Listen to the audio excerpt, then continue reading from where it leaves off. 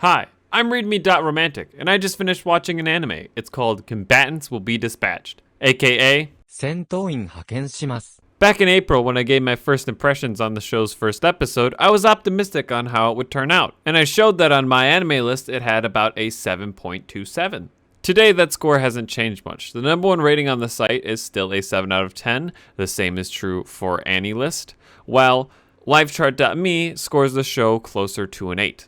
The studio that made the show, JC Staff, is responsible for a lot of classics. Toradora, Food Wars, Prison School. The last thing I want to mention before I get into the review is that the director, Hiroaki Akagi, was simultaneously directing this show and the show Those Snow White Notes.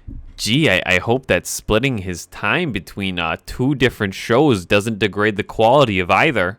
Oh well, let's find out. Let's start by talking about...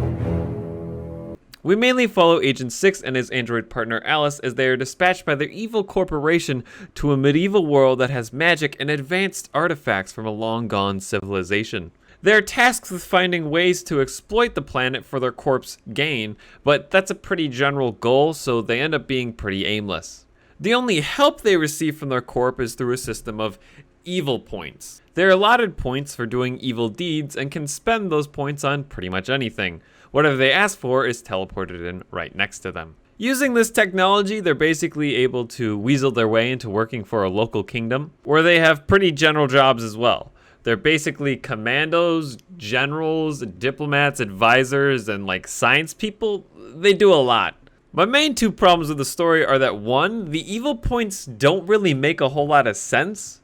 I don't think it's ever explained why the corp doesn't just send the people what they need and what the corp can afford instead of there being this weird point system. And secondly, rarely when our characters did something could I understand why they had, though that's probably because the story is just a vehicle for... So of course we have 6 and Alice, but the team grows to a group of 5 throughout the show's runtime. They had 3 characters, Snow, Grim, and Rose. And with the exception of Rose, pretty much everyone's a bad person. 6 is just like a chronic sexual assaulter. It doesn't seem like Alice sees any value in human life. Snow will do pretty much anything for cash, and Grim, well, Grim has a lot going on, but none of it's really good. On top of that, everyone's just kind of a jerk to each other inside the group. And you know what? For a little bit there, it was actually kind of entertaining. Following a bunch of jerks being mean to each other, watching them eventually get what they deserve is, it's pretty good fun. However, I can only stand so much humor based around sexual assault. And as the show went on, characters did more and more messed up things, but I felt like they got punished for it less and less.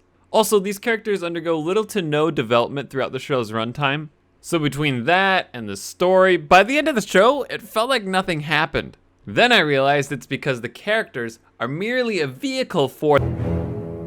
So pretty much everything in this show is an interesting concept. But the execution was so half-hearted, it felt like everything existed merely to serve the comedy.